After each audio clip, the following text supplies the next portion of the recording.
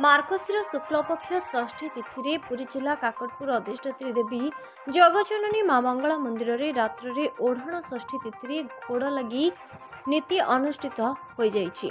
मार्गशीर षष्ठी ठारू घोड़ लगी आरंभ होई माघ बसंत पंचमी जाए एमिति 60 दिन पर्यंत बेस रहिबो। मां मंगलांकर 12 मासरे 13 पर्व विभिन्न जानियात्रा उत्सव पार्वण मां मंगला मंदिर रे पालन हुए।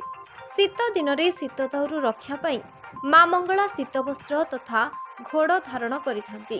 घोड़ वस्त्र मान साधारणतः मखमल और सूता कपड़ा रे स्वतंत्र शैली रे प्रस्तुत करा जायथाय। परंपरा अनुसार मां मंगला प्रत्येक बार रे भिन्न भिन्न घोड़ वस्त्र लागि हुई थांती। ओढ़ण षष्ठी अवसर रे मां मंगलांको सकाळ धूप मैलम अवकाश नीति सह विभिन्न नीतिकांति संपन्न परे रात्र धूप सरिबा परे घोड़ लगी बेस अनुष्ठित हुए। एहासह मंदिर भितर थिबा विभिन्न पार्श्व देवादेवी मध्य शीत वस्त्र परिधान करिथांती। मां मंगलांको स्वतंत्र घोड़ लगी बेस दर्शन पाई भक्त मनरे अनेक उत्कंठा देखा देइथाय। महेंद्र कुमार दीक्षित काकटपुर मां मंगला पंडा। देखंतु जेहेतु आज एक पवित्र दिन, जेहेतु आज बुधवार, आज हूँ ओढ़ण षष्ठी।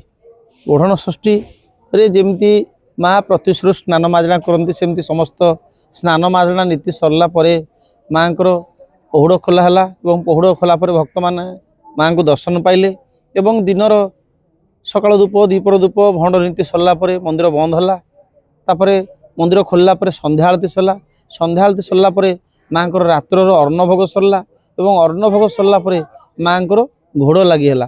घोड़ लगी अर्थ जेमिति शीत ऋतुर आगमन जेहेतु हो जाती आमको शीत हेले आम नानादि गरम वस्त्र पिंधुचे सेमती माँ को शीत वस्त्र आज लगी करागला एवं मंदिर माँ को जो अन्न धूप सरला आलती पर माँ को लगी करागला शीत वस्त्र एवं ये शीत वस्त्र माँ पिंधे आज ओढ़ण षष्ठी ठारू श्री पंचमी बा बसंत पंचमी पर्यंत माँ को घोड़ लगी रहा शीत वस्त्र माँ पिंधिले एवं जो भक्त माने वर्ष सारा माँ को हाथ पाद दर्शन पाउथिले एवं ये ओढ़ण षष्ठी ठारू श्री पंचमी पर्यंत हाथ पाद दर्शन करि परिबे नाही, खाली माँ को मुहटा को भक्त माने दर्शन पाइबे।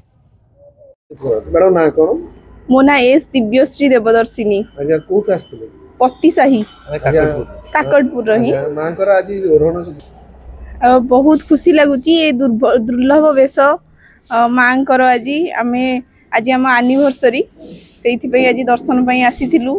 बहुत खुशी लगुची आमको शीत दिने जमती शीत लगे सेमती माँ को मध्य शीतर अनुभूति हुए। आई आज ओढ़ण षष्ठी अवसर रे तांको जो शीत वस्त्र एवं परिधान कले सेटा बहुत खुशी लगिला देखिकी भाग्य रे थिले दर्शन मिले। जय मां मंगला, जय जगन्नाथ। पुरी प्रकाश कांडी रिपोर्ट एचआर टीवी।